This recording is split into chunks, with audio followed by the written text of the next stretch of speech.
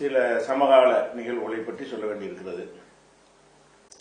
அதில் முக்கியமான விஷயம் என்ன என்று சொன்னால், இப்ப பீகாரில் நடந்த மாநில சட்டமன்ற பொது தேர்தல், அதுல பிஜேபி நிதிஷ்குமாருடைய அந்த கூட்டணி வெற்றி பெற்றிருக்கிறார்கள் என்கிற ஒரு செய்தி வருகிறது.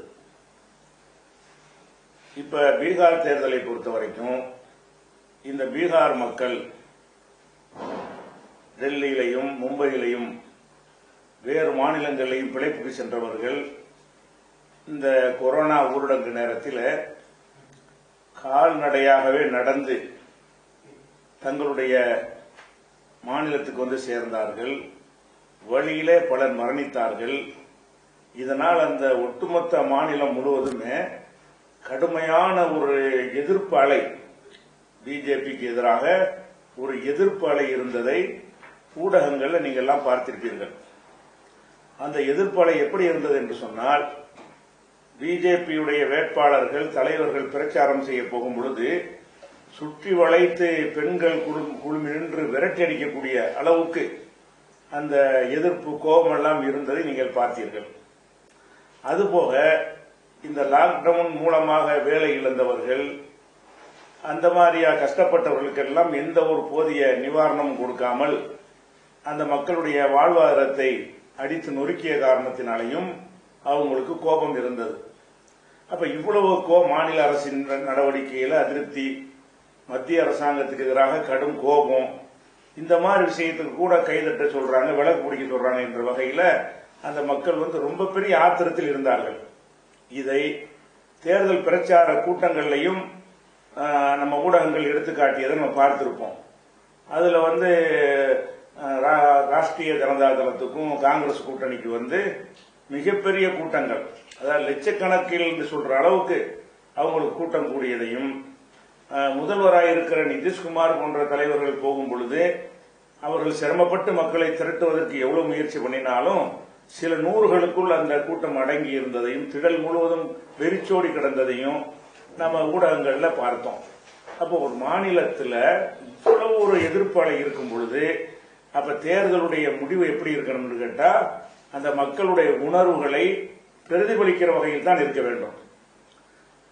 இது போக அந்த எக்ஸிட் போல், அதாவது ஓட்டு போட்டுவிட்டு வரக்கூடிய மக்கள்கிட்ட கருத்து கேட்பாங்க. பொதுவாக அந்த கருத்து கணிப்பு பெரும்பாலும் பொய்யா போயிடும். எக்ஸிட் போலுங்கிறதும் காசு வாங்கி கொண்டு செய்வார்கள். அப்படி செய்யக்கூடிய ஊடகங்களா இருந்து கூட எப்படி அந்த எக்ஸிட் போல் சொன்னார்கள் கேட்டா, பிஜேபி வர முடியாது, நிதிஷ்குமார் வர முடியாது, லல்லு பிரசாத்துடைய மகன் தான் வருவாரு என்கிற அளவுக்கு அந்த ஓட்டு போட்டு வெளியே வந்தவங்கள்ட்ட நீங்க யாருக்கு போட்டீங்க அப்படின்னு கேட்கும் பொழுது அந்த மாதிரி சிலரை தேர்ந்தெடுத்து செய்வாங்க. ஒரு தொகுதியை தேர்ந்தெடுத்து கேட்பார்கள். அதை வைத்து ஒரு கால்குலேட் பண்ணி ஒரு முடிவுக்கு வருவார்கள். இது காசு வாங்காம நேர்மையாக நடந்தார்கள் என்று சொன்னா அந்த எக்ஸிட் போல் ரிசல்ட்டுக்கு கொஞ்சம் நெருக்கமாக வரும்.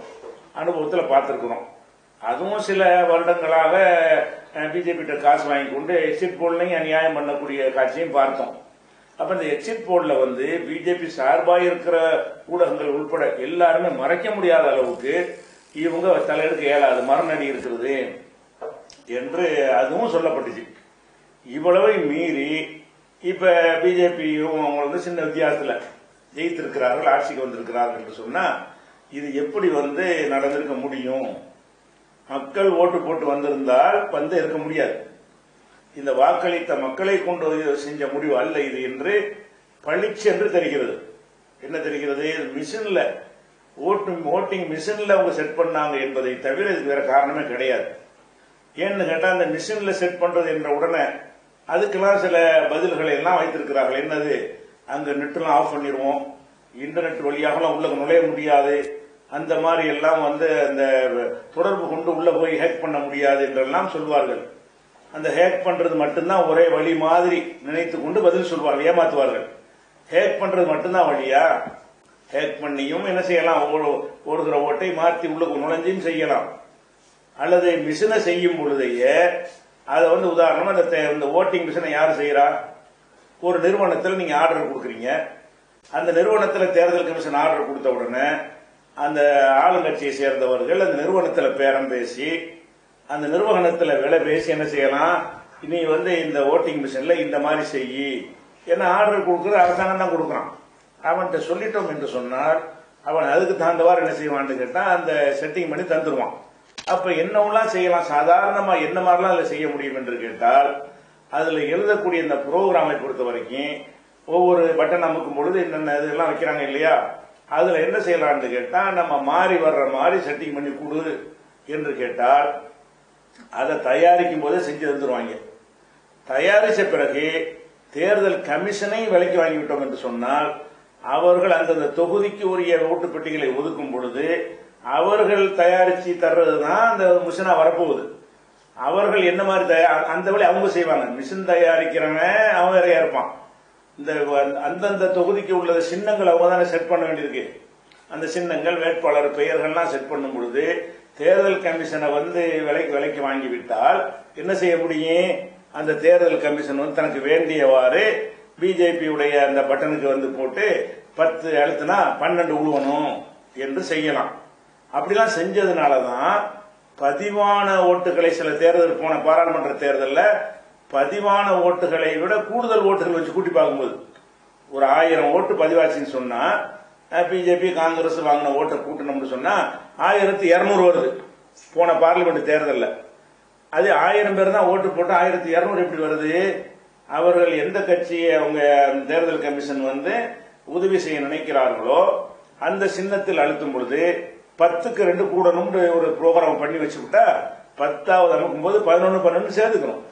ஏதோ ஒரு கணக்கு, உதாரணத்துக்கு 10க்கு 12ங்கிறது ஏதோ ஒரு கணக்கில் கூட்டினதுனாலதான் பதிவான வாக்குகளை விட 2 கட்சியும் அனைத்து கட்சிகளும் வாங்கிய ஓட்டுகள் பல தொகுதிகளில் அதிகமாக இருந்ததை சென்ற நாடாளுமன்ற தேர்தலில் வெளிப்பட்டு அது நீதிமன்றத்தில் வழக்காக நிலுவையில் இருக்கிறது. நீதிமன்றத்தை விலைக்கு வாங்கிட்டதுனால அதுக்கு இப்ப தீர்ப்பு வராது. அப்ப என்ன இதுல பிரச்சனைன்னு கேட்டா நல்லா செட்டிங் பண்றாங்க என்பது நல்லா தெரிகிறது. இப்ப மோடிக்கு எந்த விதமான சப்போர்ட் ஆதரவு இல்லை, மக்கள் வெறுத்து ஒதுக்குற ஒரு தலைவரா இருக்கிறாரு. அவர் ஏதாவது மன் கி பாத் வந்தாருன்னு சொன்னா டிஸ்லைக் பண்ணி விடுறாங்க, லட்சக்கணக்கில் ஓடுது அது பாட்டுக்கு. நாங்கள் விரும்பாதவர்கள் சொல்லி உட்காந்து மெனக்கெட்டு போய் அதை போய் பண்றான். எவ்வளவு வெறுப்பு இருக்கும். நாட்டின் விருது ஒரு உரையாற்றாரு, அந்த உரையை போய் பார்த்து என்ன செய்யறான், அதுல யூடியூப்ல வந்து லைக் பண்றது டிஸ்லைக் பண்றது வச்சிருப்பாங்க. இதை விரும்புகிறேன் விரும்பவில்லை என்று விரும்பவில்லை நம்பிக்கை விடுறாங்க 3 பேரும். கடைசியில அந்த பிஜேபியுடைய அந்த சேனல் என்ன பண்ணிட்டாங்கன்னா அந்த லைக் டிஸ்லைக் பட்டன் நீக்கி விட்டாங்க. அதை வந்து ஹைட் பண்ணி விட்டாங்க, யாரும் பண்ணக்கூடாதுன்னு சொல்லி. அவ்வளவுக்கு தான் மக்களுடைய கொந்தளிப்பு கோபம் எல்லாம் இருக்கிற ஒரு காட்சியை பார்க்கிறோம். அப்ப இதன்படிதானே தேர்தல் ரிசல்ட் வரணும். அப்ப இது நல்ல கள்ளத்தனம் பண்ணுகிறார்கள் என்பது பல காரணங்களை கொண்டு நிரூபணமாகி இருக்கிறது. அதுபோக இந்த சில ஓட்டு பெட்டிகளை வந்து இதே பீகார் இந்த தேர்தலிலேயே பல இடங்கள்ல திறந்த நிலையில் இருந்து அதை கொண்டு வந்து காட்டுறாங்க. தேர்தல் கமிஷன்ல இருந்து ஓட்டுப்பெட்டியை கொண்டு ஒரு சாவடியில் வைக்கும் பொழுது அந்த ஏஜென்ட்கள் முன்னாடி தான் சீலை உடைச்சு என்ன செய்யணும், இதுல ஒண்ணு வைக்கலன்னு சொல்லி இடையில விட செஞ்சிடக்கூடாதுல்ல. சில பகுதிகளில் அந்த பூத்தில் எடுக்கப்பட்ட ஓட்டு பெட்டிகள் இந்த இவிஎம் மிஷின்கள் திறக்கப்பட்டே வருகிறது. திறந்தவன் யாரு, எதுக்கு திறந்தான், திறந்தவன் என்ன வேலையை செஞ்சான், அதுல உள்ள சிப்பை உருவிட்டு வேற ஒரு சிப்பை மாட்டினா பெரிய விஷயம் கிடையாது. அதுல என்ன செஞ்சிருக்காங்கன்னு தெரிந்து கொண்டு அதே மாதிரி தயாரிச்சுட்டு வந்து 5 நிமிஷத்துல மாத்தி வச்சு போடலாம், பெரிய விஷயம் கிடையாது. அப்ப ஏன் திறந்து கிடக்குது? அது அங்கங்க ஏஜென்ட்கள் வந்து பிரச்சனை கிளப்பினா கூட அதிகாரி சொல்வதே இறுதி முடிவு. அதிகாரி யாரு, விலைக்கு வாங்கின ஒரு அடிமை. அப்ப விலைக்கு வாங்கின அடிமை வந்து இதான் சரின்ட்டாருன்னா அது பஞ்சாயத்து முடிஞ்சு போச்சு. அப்ப இப்படி எல்லாம் செஞ்சு ஒரு நாட்டில் கட்டும் மக்களுடைய கோபத்துக்கு உரிய ஒரு ஆளு அவருடைய கட்சி வந்து நாடாளுமன்றத்தில் ஜெயிக்கிறது, சட்டசபைகள் ஜெயிக்கிறது சொன்னால் இது அதுக்கு முன்னாடி எல்லா வேலையும் செஞ்சுட்டாங்க. நீதிமன்றத்தை விலைக்கு வாங்கினது பல நிகழ்ச்சிகள் மூலமாக உங்களுக்கு தெரிகிறது. அந்த அளிச்ச தீர்ப்போட கையெழுத்து போட வக்கு இல்லாத நீதிபதிகளாக இருந்து கொண்டிருந்த பாபர் மசூதி தீர்ப்புல வந்து தீர்ப்பு வாசிக்கிறானோ கையெழுத்து போட வக்கு இல்லை. ஏன், அவனுக்கு வெக்கமா இருக்கிறது, இது நம்ம சட்டப்படி வழங்கலன்னு சொல்லி அதை விலைக்கு வாங்கி தேர்தல் கமிஷன் விலைக்கு வாங்கி இதெல்லாம் செஞ்சுதான் இது வந்தது. இன்னும் சொல்ல போனால் கெஜ்ரிவால் தன்னுடைய டெல்லி சட்டசபையில அந்த ஓட்டிங் மிஷின்ல நேரடியாக சவாலுக்கு வந்து என்ன செய்யுது, தேர்தல் கமிஷன் வந்து அழைப்பு கொடுக்குது. என்ன அழைப்பு கொடுக்குது, அதுல எந்த ஒரு வெளியிலிருந்து ஹேக் பண்ண முடியும் நிரூபிக்க முடியுமா? ஹேக் பண்றது மட்டும்தான் ஒரு வழியா? ஹேக்கும் பண்ணலாம். அந்த கம்ப்யூட்டரை வந்து நீங்கள் வந்து வெளியிலிருந்து வந்து ஹேக் பண்ணவும் செய்யலாம். இந்த கம்ப்யூட்டருக்குள்ள ப்ரோக்ராம் பண்ணும் பொழுது நம்ம வந்து உதாரணமா வந்து டைப் பண்றோம், ஏன்னு தான் டைப் பண்றோம். தமிழ் கீபோர்டா இருந்து ஆனான்னு இப்படி வருது. நம்ம செட்டிங் பண்றது அதையே மலையாளத்துக்கு மாத்திக்கிட்டோம்னா அதே ஏ தான் அடிக்கிறோம். ஏங்கிறது ஆனாவையும் காட்டும், ஏயையும் காட்டும், மலையாளத்தில் உள்ள எழுத்தையும் காட்டும், அலிஃபையும் காட்டும், எந்த ஒரு எழுத்தை வேணாலும் காட்டும்னா அதுவா காட்டுதா? நம்ம செஞ்சா காட்டும். அந்த மாதிரி தயார் பண்ணோம்னா அது காட்டிவிடும். அப்ப என்ன வேண்டாலும் இந்த எலக்ட்ரானிக் கருவிகள்ல நம்ம விரும்பின விதமாவெல்லாம் செய்யலாம். செய்யவே இல்லைன்னு வச்சுக்கிறோங்க. செய்ய முடியும் என்றால் அது நாட்டில் இருக்கலாமா? அது செய்ய முடியுமா முடியாதா? மிஷின்ல என்ன வேண்டாலும் செய்ய இயலுமா இயலாது? அதை மட்டும் கேளுங்க. அப்ப நான் ஹேக் பண்றதுங்கிற டாபிக் ரொம்ப குறைவு தான். ஏன்னா கிராமங்களில் கொண்டு ஓட்டு மிஷினை வச்சு அதுல இன்டர்நெட் சிம் கார்டெல்லாம் போட்டு அப்படி போய் நுழைஞ்சி உள்ள போய் அப்படி பண்றதுங்கிறது சாத்தியம் இல்லை. அதைத்தான் சவால் விடுறாங்க தேர்தல் கமிஷன். அதே நேரத்தில் நாங்க நிரூபிக்கிறோம்னு சில தொழில்நுட்ப வல்லுநர்கள் கூப்பிடும் பொழுது தேர்தல் கமிஷன் பின்வாங்கி விட்டார்கள். அவர்கள் மீது வழக்கு போட்டார்கள். தேர்தல் கமிஷனுடைய இதை கொச்சப்படுத்திட்டாங்க. வழக்கு போடுறது உன்னுடைய வேலையா, நிரூபிக்கிற வேலையா? சந்தேகம் வந்துருச்சுல. எது சந்தேகத்துக்குரியதா இருந்தாலும் தேர்தல் கமிஷன் சந்தேகத்துக்குரியதா இருக்கலாமா? இருக்கக்கூடாது. அப்ப என்னன்னா ஒரு தேர்தல் மிஷினை தயாரிக்கும் பொழுது நம்ம எப்படி வேண்டாலும் தயாரிக்கிறோம். உதாரணமா ஒரு 1000 ஓட்டுன்னு உதாரணத்துக்கு வச்சுக்கிறோங்க. 1000 ஓட்டு இருக்கிறது.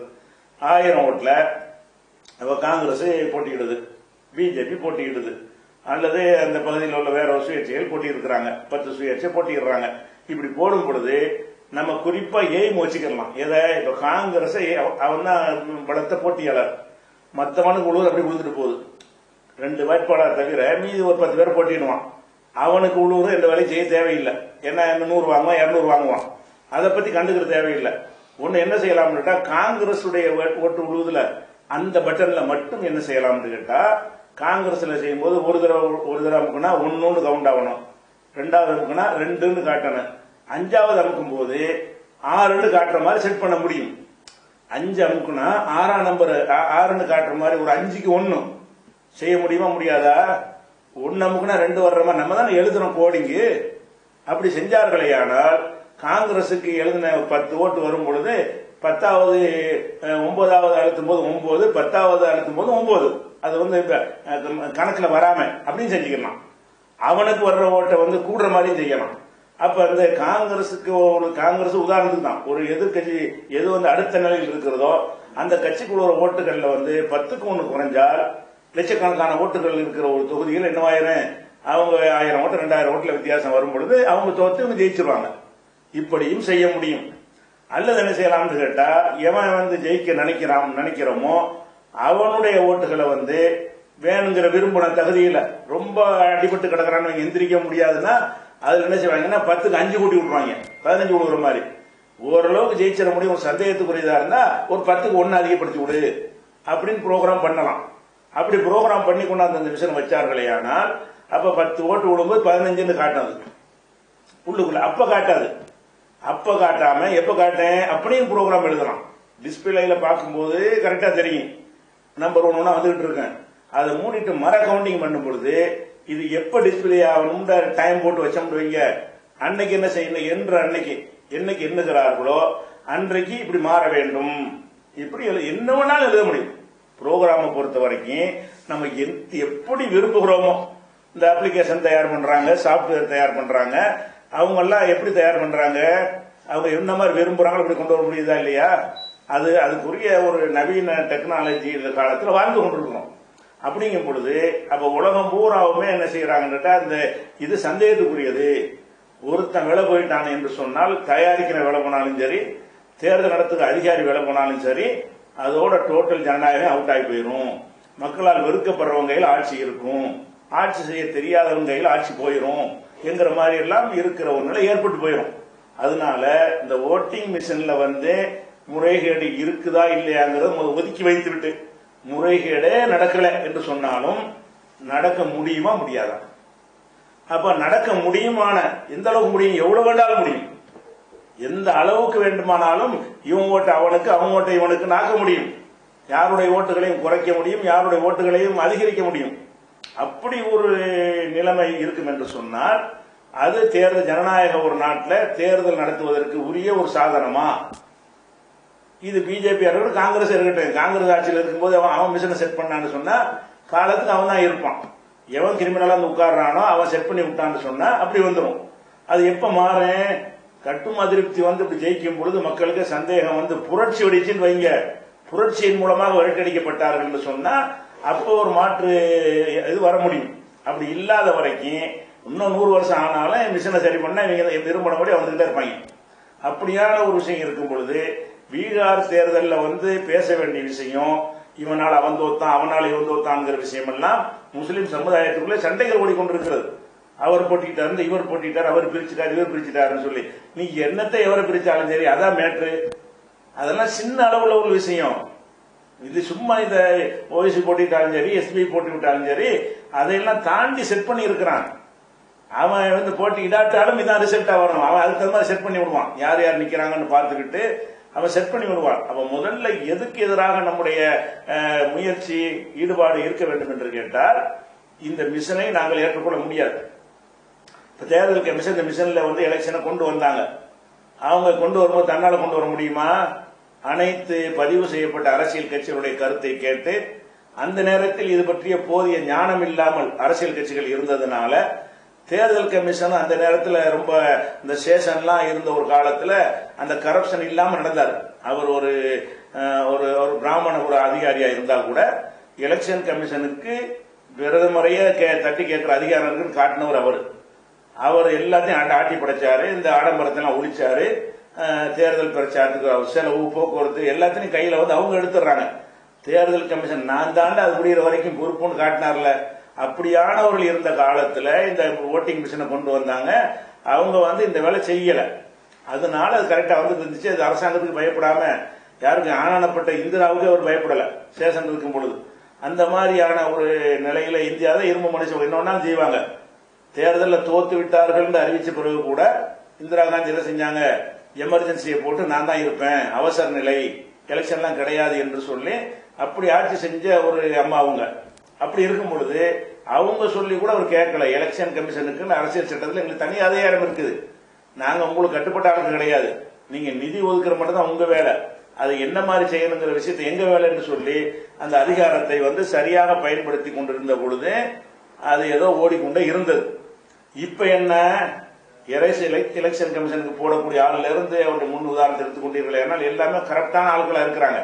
அப்ப ஆள் பார்த்து கட்சி பார்த்து அந்த அதனுடைய எலெக்ஷன் கமிஷனர்களையே தேர்வு செய்யக்கூடிய காட்சியெல்லாம் பார்க்கிறோம். இதையெல்லாம் வச்சு பார்க்கக்கூடிய நேரத்தில் இது இந்த மாதிரி ஒன்று ஒரு நாட்டில் இருப்பது நல்லது இல்லை. மேலை நாடுகள்ல முன்னேறிய வளர்ந்த நாடுகள், நம்மெல்லாம் வளர்ந்த நாடு இல்லை, வளர்வதற்கு முயற்சி பண்ணிட்டு இருக்கக்கூடிய ஒரு நாடுகள், வளர்ச்சி அடைந்த ஒரு நாடுகள், பணக்கார நாடுகள், அதாவது கருத்து சுதந்திரத்தை அதிகமாக வழங்கிய நாடுகள், ஆயுத உற்பத்திகளையும் மற்ற தொழில்நுட்பங்களையும் ரொம்ப மிஞ்சி இருக்கக்கூடிய நாடுகள் இருக்கு இல்லையா? அந்த நாடுகள்ல எங்கேயாவது இந்த மிஷின்ல எலெக்ஷன் நடத்துறாங்களா? அவங்களுக்கு இந்த மிஷின் செய்யறது பெரிய கஷ்டமா? உங்களை விட அதிக டெக்னாலஜி வச்சு என்ன செய்வான்? அதுல மிஷின் அமுக்கும் போதே விரல் ரேகையிலிருந்து கண்ற வரைக்கும் எடுத்து கரெக்டா செய்ய முடியும். அப்படி செய்யக்கூடியவங்க கூட அவன் என்ன நினைக்கிறான்னு கேட்டா, இது மிஷின்ல கொண்டு வந்தால் அந்த மிஷின்ல அவன் உள்ள என்ன செஞ்சிருக்கான் எனக்கு என்ன தெரியும்? எனக்கு இலையும் தாமரையும் அந்த சின்னமும் சைக்கிளும் யானையும் தான் எனக்கு தெரியும். உள்ளுக்குள்ள உள்ள எனக்கு என்ன தெரியும்? வேட்பாளர் பேர் எனக்கு தெரியும். அந்த மிஷின்ல உள்ளது இவ்வளவுதான் இருக்குது, வெளியே உள்ளது. உள்ளவன் என்ன பண்ணிருக்கிறான்? இது அழுத்தினா இது என்ன வரும்? அப்ப பட்டனை அழுத்துறதுக்கு என்ன வரணுங்கிறது வித்தியாசம் இருக்கா? பட்டன் இருக்குது, ஒரு பட்டனை போடுறீங்க ஃபேனு சுத்துது, ஒரு பட்டனை போட்டா லைட் எரியுது, ஒரு பட்டனை போட்டீங்கன்னா தீப்பத்தி எரியுது. அப்ப அது மாதிரி தான் இது. நீ என்னத்தை உள்ள செஞ்சு வச்சிருக்கிற அதுதான் அந்த பட்டனுக்கு வேலையாகும். அப்ப அந்த மாதிரியான ஒரு விஷயமா இருக்கும் பொழுது உலக நாடுகள் ஏற்றுக்கிறவே இல்லை. இந்த மிஷின்ல எலெக்ஷன் என்பது சரியா வராது. பேப்பர்ல அவங்க நான் ஒரு வாக்கு சீட்டை கொடு, அவன் அடையாளத்தையை கொண்டு வா, அதை செக் பண்ண அப்படி போடும் பொழுது அதுலயும் 1-2 பேர் என்ன செய்வான்னு கேட்டா செத்து போனவெல்லாம் ஓட்டு போட்டதெல்லாம் இருக்கு நம்ம நாட்டுல. செத்தவனை எந்த செய்வான் எழுதிட்டு வந்து கள்ள ஓட்டு போடுவாங்க.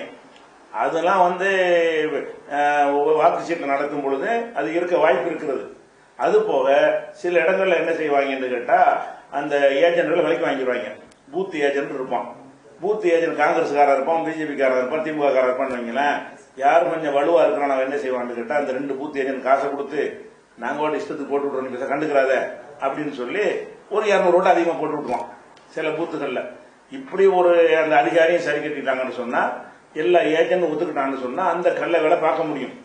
அதுகளெல்லாம் பெரிய தலையெழுத்த மாற்றுகிற அளவுக்கு விபரீதமா போய் முடியாது. ஒரு ஒட்டுமொத்த ஒரு தொகுதியில ஒரு 2000 ஓட்டு 3000 ஓட்டு அளவு கள்ள ஓட்டுகள் இருக்கும். அது ஒருத்தனை 2 ஓட்டு போடுறதெல்லாம் இருக்கும். ஏன்னு கேட்டா அந்த ஓட்டு சீட்ல போடும் பொழுது அது அப்படித்தான் வரும். அது மாதிரி முறைகேடு வர்றதை வச்சுதான் இதை கொண்டு வந்தாங்க. ஆனால் அதை மிஞ்சுகிற வகையில், பல 100 மடங்கு மிஞ்சுகிற வகையில் இதுல மோசடி செய்ய முடியுமே. அப்ப இதை உணர்ந்து உலக நாடுகள்லாம் என்ன செய்யறாங்க? அமெரிக்கா கூட இப்ப தேர்தல் 20 நாள் ஆச்சு ரிசல்ட் வருவதற்கு. அவ்வளவு தாமதம் வந்தது காரணம் என்னன்னா, பேப்பர் உட்காந்து எண்ணிட்டு இருந்தனாலதான். எல்லாமே வாக்கு சீட்டு வழியாக தேர்தல் நடத்தும் பொழுது முறைகேடுகளுக்கு ரொம்ப ரொம்ப ரொம்ப குறைந்த வாய்ப்பு இருக்கிறது. முறைகேடு இல்லாம செய்ய முடியாது. மனுஷன் செய்யும் பொழுது அங்கங்க அவனால் ஏண்ட முறைகேடு செய்யத்தான் செய்வான். செஞ்சாலும் நம்ம என்ன பார்க்கணும்னு கேட்டா, இது ஒரு லம்பா முறைகேடு செய்யலாம், பெரிய லார்ஜ் நம்பரா என்ன செய்யலாம், முறைகேடு செய்யலாம். அப்படியான ஒரு விஷயம் தொழில்நுட்பத்துல நீங்க ஆதாரம் இல்லாட்டாலும் இது கூடாது. ஆனால் ஆதாரம் நிறைய இருக்கிறது. என்ன ஆதாரம் இருக்கிறது? ஒட்டுமொத்த வாக்குகள், அது என்ன மாதிரிலாம் ஆதாரங்களை கண்டுபிடிச்சு கோர்ட்ல கேஸ்ல இருக்குன்னு கேட்டா, ஒட்டுமொத்த வாக்குப்பதிவு நம்பர் 1,00,000 என்று சொன்னால் அதை அந்த ஒவ்வொரு கட்சியும் வாங்கின ஓட்டை கூட்டி பாத்தீங்கன்னா 1,10,000 வருது. ஓட்டது 1,00,000 தானடா. நீங்க எல்லாரும் வாங்கினதெல்லாம் கூட்டினா 1 10 எப்படி வரும்? 10,000 பேர் யார் போட்டா? மிஷின் போட்டிருக்குது. அப்ப அந்த மாதிரியான ஒரு இதை கண்டுபிடித்து அதுவும் நீதிமன்றத்துல வழக்குல கொண்டு போய் வச்சிருக்கிறாங்க. அப்படி என்ன செய்ய முடியும்? கூடுதலாக செய்ய முடியும். அதே மாதிரி சில தொகுதிகள்ல ஒரே மாதிரி, எப்படி ஒரே மாதிரி காங்கிரஸ் அது சில 30 தொகுதிக்கு மேல போன பாராளுமன்ற தேர்தல் அதுல எப்படி செஞ்சாங்கன்னு கேட்டா, காங்கிரஸ் 1534, இது 1534 எல்லா தொகுதியிலையும் வரும், 30 தொகுதியில. பிஜேபிக்கு 2020, இதுல 2020, அதுல ஒருத்தவங்க ஒரே மாதிரி அடிச்சு விட்டாங்க ப்ரோக்ராம. அப்ப 30 தொகுதிகள்ல இவன் வாங்கினது அவன் வாங்கினது ஒரே ஷிப்பு. ஈஸி தானே, ஒன்னு செட் பண்ணிட்டு இருக்காம ஷிப்பை கொண்டு மாட்டி வரும்போது ஒரே மாதிரி 30 தயாரிச்சு அதுல உள்ளது உருவிட்டு இதுல உள்ள போட்டாங்கன்னா என்ன ஆயிரும்? இவனுக்கு என்ன ஓட்டு இந்த தொகுதியில, வட சென்னை தொகுதியில கிடைச்சது அதே ஓட்டு தான் தாம்பரத்திலையும் கிடைக்குது. இப்படி கிட்ட இருக்குமாங்க? இப்படி ஒரு 30 தொகுதியில இருக்குமா? அந்த மாதிரி எல்லாம் ரிசல்ட் காட்டுற காட்சியை பார்க்கிறோம். அதே மாதிரி ஓட்டிங் மிஷினை கடத்திக்கிட்டு போய் அது பிடிபட்டது, அதை பார்த்தோம். அது மாதிரி ஒரு லாட்ஜில ஒரு விடுதியில போய் நினைச்சாங்க, ஓட்டிங் மிஷினை வச்சுக்கிட்டு பிஜேபி ஆளுக்கு இருந்ததை கைமயமா பிடிச்சி அதை கொண்டு வந்தாங்க. இந்த மிஷின் அவனுக்கு எப்படி போனுச்சு? அவன் எப்படி அதை வச்சா? அதை என்ன செய்ய போறான்? அவன் அந்த மிஷின்களை எதுக்கு வச்சிருக்கிறான்னு கேட்டா, எலெக்ஷன் முடிஞ்ச உடனே அதை தூக்கிட்டு இதை கொண்டு வச்சிருக்கிறது. அதுக்குதான் போலீஸ் பாதுகாப்புல வச்சு எலக்ட்ரானிக் ஓட்டுங்கிறத சீக்கிரம் முடிவு சொல்றதுக்காக தான் கொண்டு வந்தது. என்ன சொல்றது 5 நாள் எடுப்பானுவோம், என்ன உட்கார்ந்து அரை மணி நேரத்தில் முடிஞ்சு போயிடும். அதாவது 1ஆம் தேதி தேர்தல் நடந்தா அனைத்தையும் திரட்டி 5ஆம் தேதிக்கு எண்ணுவோம். எதுக்கு அந்த 5ஆம் தேதி? அந்த 5ஆம் தேதிக்கு இடையில எல்லாருக்கும் அசந்துக்கு நேரம் பார்த்து இருக்கிற அதிகாரிகள் மிரட்டி, நீ பாட்டு கொஞ்சம் மாத்தம் பேச வாய பத்திட்டு என்று சொல்லி அப்படி மாத்தி வைக்கிறதுக்கான வேலைகளும் செஞ்சார்கள். அப்ப செய்ய முடியும். அப்ப இதுல எலெக்ஷன் நீங்க சந்திச்சீங்கன்னா எதிர்கட்சியில் இருக்கிறவங்க, நீங்க இந்த எலெக்ஷன்ல பங்கெடுக்க வேணாம், உங்களுக்கு அரசியல வேணாம், உங்களுக்கு தகுதி இல்லை. இதை உணர்ந்து இதை எடுத்து பேஸ் பண்ணாம அவன் செய்யற தீமைக்கு தலையத்துல ஆட்டிக்கிட்டு ஒவ்வொருத்தையும் தோத்து போறதுக்காக வேண்டி உங்களுடைய காசுகள்லாம் செலவழிக்கிறீங்க, உங்க உழைப்பெல்லாம் வீணாக்குறீங்க. நீங்களே செஞ்சுட்டு போங்கடா மிஷன்ல ஏதாவது ரிசல்ட் தெரிஞ்ச பிறகு நீ எதுக்காக அதில் போய் பங்கெடுக்கிறீங்க? அதை மாத்தாவிட்டால் எலெக்ஷன் கிடையாதுன்னு சொல்லி அனைத்து கட்சிகளும் ஒரு மனதா முடிவெடுக்க உங்களுக்கு என்ன இடைஞ்சல் இருக்கிறது? எல்லாரையும் தானே இது பாதிக்கிறது, ஒரு கட்சியை பாதிக்கிற விஷயம் இல்லையே. அப்ப அந்த மாதிரி இன்னும் சொல்ல போனா, இந்த நம்ம தமிழ்நாட்டில் என்ன பண்ணாங்க, தமிழ்நாட்டில் அப்படி ஓட்டிங் செட்டிங் பண்ண முடியாது. பண்ணுனா அவனுக்கு ஆளே இல்ல, எப்படி 7 பேர் நிக்கிறான் ஆர்ப்பாட்டத்துக்கு, இவனுக்கு இப்படி முட்டு விட்டு கிடைக்குன்னு நினைப்பாங்க. அப்படி பண்ண இயலாதுங்கிறதுனால இங்க அவர் ஜாஸ்தியா பண்ணல. ஆனா ஓ பன்னீர்செல்வத்துடைய மகன் அவர் போட்டியிட்ட தொகுதி இருக்குல்ல, அவர் போட்டியிட்டது நாடாளுமன்றத்துக்கு போட்டியிடுறாரு. அது உள்ளக்க 6 சட்டசபை இருக்கிறது. 6 சட்டசபை தொகுதியிலையும் அவர் அந்த கட்சி தோக்குது. பாராளுமன்றத்தில் அவர் ஜெயிக்கிறார். அதான் ஒரு பாராளுமன்றம்னா அதுக்குள்ள 6 சட்டசபை இருக்கும். 6 சட்டசபைக்கு சேர்ந்தா ஒரு பாராளுமன்றம். ரெண்டுக்கும் ஒரே மாதிரி தான், ஒரே நேரத்தில் ஒருத்தன் ஓட்டு போட போறான். சட்டசபைக்கு இதுல, பார்லிமெண்ட்டுக்கு இதுல போட போறான். அப்படி போடும் பொழுது அவன் சூரியனுக்கு போட்டவன் 2லையும் சூரியனுக்கு தான் போடுவான். அப்ப 6 தொகுதியிலும் அதே மாதிரி செட்டு தான் வரும். அது இதுல என்ன ஆகுதுன்னு கேட்டா, இந்த துரைசாமி, ரவீந்திரன் துரைசாமி எம்பியா இருக்காருல்ல, அவர் மட்டும் அதுல வந்து என்ன செய்யறாருன்னா 6 சட்டசபையிலையும் செட்டிங் பண்ணல அவங்க பார்லிமெண்ட் போட்டு பண்றாங்க. பண்ணி என்ன செய்யறாருன்னா அவர் அதுல மட்டும் ஜெயிக்கிறாரு. கொஞ்சமா அது லாஜிக் இருக்குதா? அப்ப சட்டசபையில வந்து கடும் எதிர்ப்பு அலையில இந்த அதிமுக இருந்த ஒரு நேரத்தில் அவங்க எல்லாத்திலையும் தோக்குறாங்க. இவர் பாராளுமன்றத்தில் மட்டும் ஒரே தேர்தலில் ஜெயிக்கிறாருன்னா இது எப்படி? இதெல்லாம் பெரிய ஆதாரமா இல்லையா? இதை எதிர்த்து எப்படி களமானு தெரியாது கூமுட்டைகளை வச்சுட்டு அரசியல் கட்சி நடத்துறாங்க. ராகுல் காந்தி ஒயிட் கலர்ஸ் ஒரு அறிவும் இல்லை, ஒரு சிந்தனையும் இல்லை. சோனியாவும் அப்படி மண்ணாங்கட்டியா இருக்குது. பிரியங்கா அப்படி மம்தா ஒரு ஆள் தான் கொஞ்சம் ஏதாவது ஒரு ஆம்பளை மாதிரி அந்த அம்மா பேசிக்கிட்டு இருக்கிறது. பாக்கி எல்லாம் என்ன செய்யறாங்கன்னா சரியில்லை, முடிஞ்சா இதில் தில்லுமுள் நடந்திருக்கிறது ஒரு நாள் அறிக்கை, அதுக்கப்புறம் 5 வருஷத்துக்கு வர்றது. ஆனா இது என்ன வாழ்வா சாபாங்கிற பிரச்சனை உனக்கு எதிர்காலமே இல்லைங்கிறத நோக்கி அரசியல் போய் கொண்டிருக்கிறது. அப்ப எல்லா மக்களையும் திரட்டி இதை நம்ம ஒத்துக்கொள்ள முடியாது அப்படின்னு சொல்லி நீங்க செஞ்சாதான் அந்தந்த கட்சிக்காரனுக்கு அவனுடைய சதவீத ஓட்டு அவனுக்கு கிடைக்கும். இல்லைன்னு சொன்னா நீங்க நாம மட்டும் போயிடுவாங்க. அப்ப இதை விளங்குறாங்களா? விளங்க வேண்டிய அளவுக்கு விளங்குறாங்களா? ஒரு கண்டனம் தான் இதுக்கு தீர்வா? ஒரு அறிக்கை தான் இதுக்கு தீர்வா?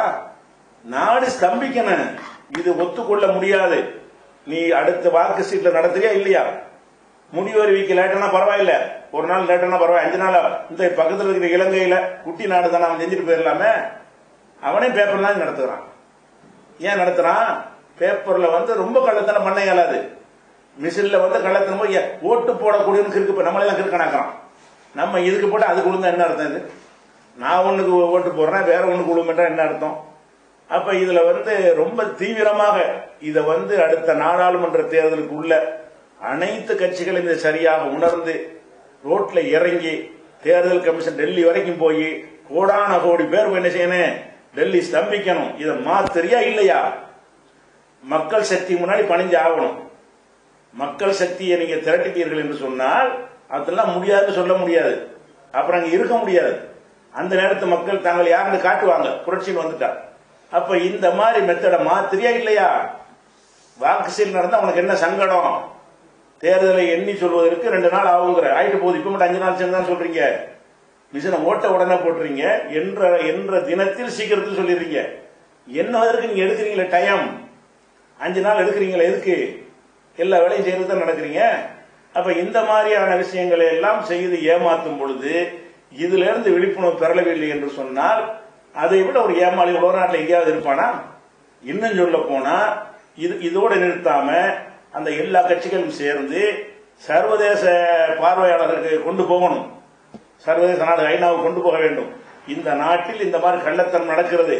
மிஷின் நடத்துவதாக இருந்தால் அந்த மிஷினை எல்லாம் சர்வதேச பார்வையாளர் முன்னிலையில் வைத்து அவர்கள் கண்ட்ரோல் நடத்த வேண்டும். அப்படி ஒரு சட்டம் உலகத்தில் இருக்கவும் செய்கிறது.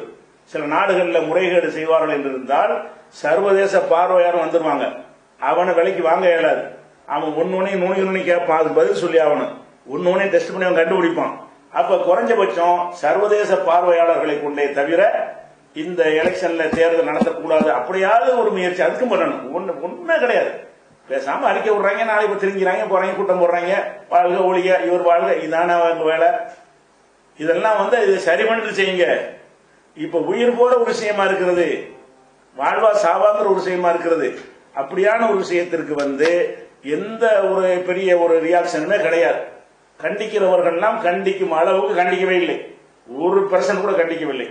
1%, 1% கூட இதற்கு எதிராக களமாடவில்லை. அப்ப இதை வந்து எல்லா அரசியல் கட்சிகளுக்கும் என்ன செய்யணும்? என்னத்தை கொண்டு 3 வருஷமா சொல்லிட்டு தான் இருக்கிறோம். அது செவடங்காதல ஒரு சங்கு மாதிரி தான் போகிறது.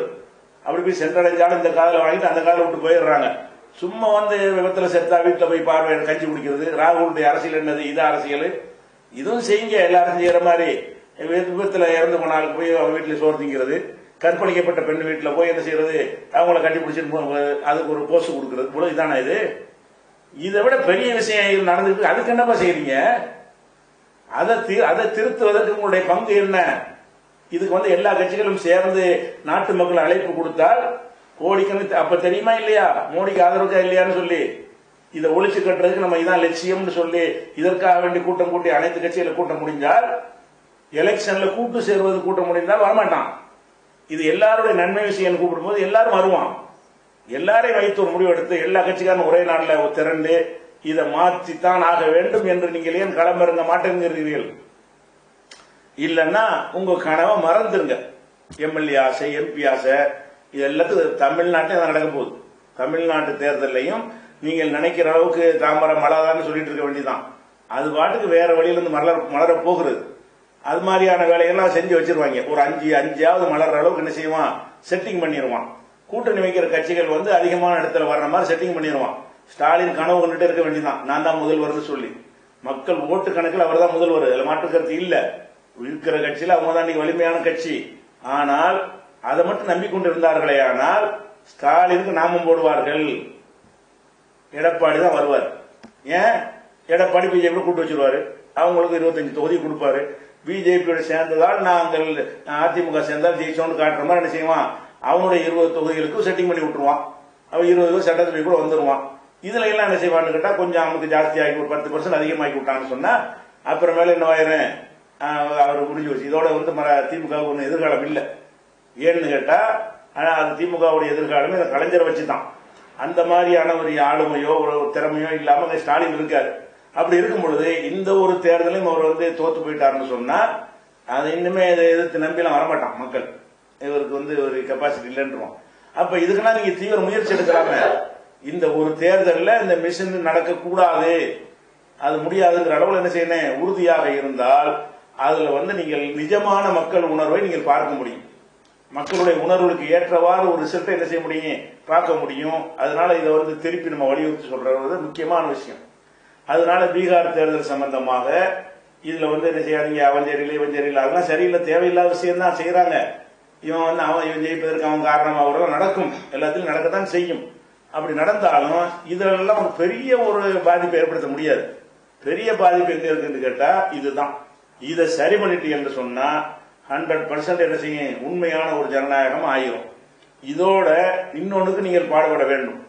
அதாவது விகிதாச்சார பிரதிநிதித்துவம் எல்லாம் பொருத்தமில்லாத சந்தர்ப்பவாத கூட்டணி, பணத்துக்காக கூட்டணி, அடிமைத்தன சாசனம் எழுதி கொடுக்கிற கூட்டணிகள் கூட்டி சேர்ந்து கொண்டு அப்படியெல்லாம் வந்துகிட்டு பிச்சை போடுற மாதிரி போட்டு பெரிய கட்சிகள் சிறிய கட்சிகளுக்கு இது பண்றது, ஜால்ராடி இதெல்லாம் இருக்குல்ல, இதெல்லாம் ஒழிச்சு கட்டி விட்டு எல்லாம் தனித்தனியா போட்டிட்டு அவங்க வாங்கின ஓட்டுக்கு தகுந்தவாறு 1 லட்சம் ஓட்டு வாங்கினா உனக்கு வந்து 100 சீட் எடுத்துக்க, 50,000 ஓட்டு வாங்கினா 50 சீட் நீ எடுத்துக்க, 20,000 ஓட்டு வாங்கினா 20 சீட் நீ எடுத்துக்கன்னு சொல்லி ஜெர்மன்ல இருக்கக்கூடிய ஜனநாயகம் விகிதாச்சார பிரதிநிதித்துவம் சொல்லக்கூடிய அந்த ஜனநாயக தேர்தலுக்கு நம்ம பாடுபட்டோம் என்று சொன்னால் அதுல என்னவாயிரும் கேட்டா அதிகமான மக்களுடைய விருப்பத்தை பெற்றவர் தான் ஆட்சிக்கு வர முடியும். சின்ன சின்ன குட்டி குட்டி கட்சிகளா இருந்தா கூட அவங்க நாடு முழுதும் வாங்கின இங்க 100 அங்க 100 இங்க 100 அங்க 100 வாங்கி நாடு முழுதும் சேர்ந்து ஒரு 1 லட்சம் வாங்கிடுவான். அவனுக்கு ஒரு சீட்டு கிடைச்சி போயிடும். அப்படியான அந்த அவனுடைய எந்த ஓட்டு வீணா போகாது. அப்ப சின்ன சின்ன சமுதாயத்தினுடைய குரல்கள், சின்ன சின்ன கட்சியுடைய குரல்கள், அவைகள்லாம் இது கூட்டணி சேர்ந்துதான் நம்ம வந்து சைன் பண்ண முடியும். அதுக்கு பேர் அரசியலா, அதுக்கு பேர் ஜனநாயகமா? ஒரு கட்சி சின்ன கட்சியா இருந்தா அவன் திமுகவை சேராம, அண்ணா திமுகவை சேராம, காங்கிரஸ் சேராம அவனா நிக்கணும். அவனா நின்று தமிழ்நாடு கூட ஓட்டு வாங்கட்டேன், தொகுதிக்கு 200 ஓட்டு வாங்கட்டேன். அப்ப 234 ஓட்டுல அப்படியே கூட்டி பாத்தீங்கன்னு சொன்னா அவனுக்கு ஒரு சட்டசபை தொகுதி கிடைச்சு அவனையும் வச்சுக்கிற வேண்டியதான். அப்ப இந்த ஒரு மெத்தேடு வந்து ஜெர்மன்ல இருக்கிறது. அதனால வந்து இந்த அரசியலுக்காக வேண்டி வேலை போடுறது, ஒரே ஒரு சீட்டுக்காக வேண்டி கூட கும்பிட்டு போடுறது, அவன் செஞ்ச தப்பெல்லாம் நியாயப்படுத்துறது, இந்த மாதிரியான விஷயங்களே இருக்காது. ஃப்ரீயா சுதந்திரமா நடந்துகிட்டே இருக்கும் தேர்தல். இந்த 2 வந்துருச்சுன்னு சொன்னாதான் ஒரிஜினல் ஜனநாயகம். இந்த ஜனநாயகம் வருது உங்களுக்கு தாமதமாக தெரிஞ்சா இந்த உருப்படாத அந்த ஜனநாயகத்தையாவது ஒழுங்கா காப்பாற்றுறதா மிஷின் இருக்கக்கூடாது. இதை முதல் விஷயமாக நம்ம சொல்றோம். இதை சொல்ற விஷயத்த யார் யாருக்கு இயலுமோ அவர்கள் அந்தந்த மக்களுக்கு சென்றடைகிற விதமாக, இது சீரியஸா போய் சென்றடைகிற விதமாக நீங்க இதையே பண்ணணும் தேவையில்லை. இந்த கருத்தை உள்வாங்கி நீங்கள் எழுத்து வடிவிலையோ உங்கள் கருத்தாகவோ சோனியாவில இருந்து ஒவ்வொரு கெஜ்ரிவால்ல இருந்து ஒரு கட்சியை விடாம எல்லாருக்கும் இடதுசாரிகள் இருந்து நம்மளுக்கு அனுப்பி இது சீரியஸா போராடுங்க, விளையாட்டை நினைக்காதீங்க, தேர்தல் நேரத்தில் மட்டும் இதை பேசிவிட்டு அதோட ஒதுங்கிறாதீங்க, அதுக்கு நான் கொஞ்ச நாள் தான் இருக்கிறது, அதுக்கிடையில் அவங்க வேலையும் பாருங்கன்னு சொல்லி நீங்கள் அனைவரும் இந்த செய்தியை கொண்டு போனால் மாற்றம் வந்தாலும் வரலாம். இவங்க சொங்கி அரசியல் பண்ணாங்கன்னா அது செய்யாத மாற்றம்னா வராது. அது நம்மளால என்ன ஒரு முயற்சி. இதை ஒரு செய்தி சொல்லி முடிச்சிடலாம்.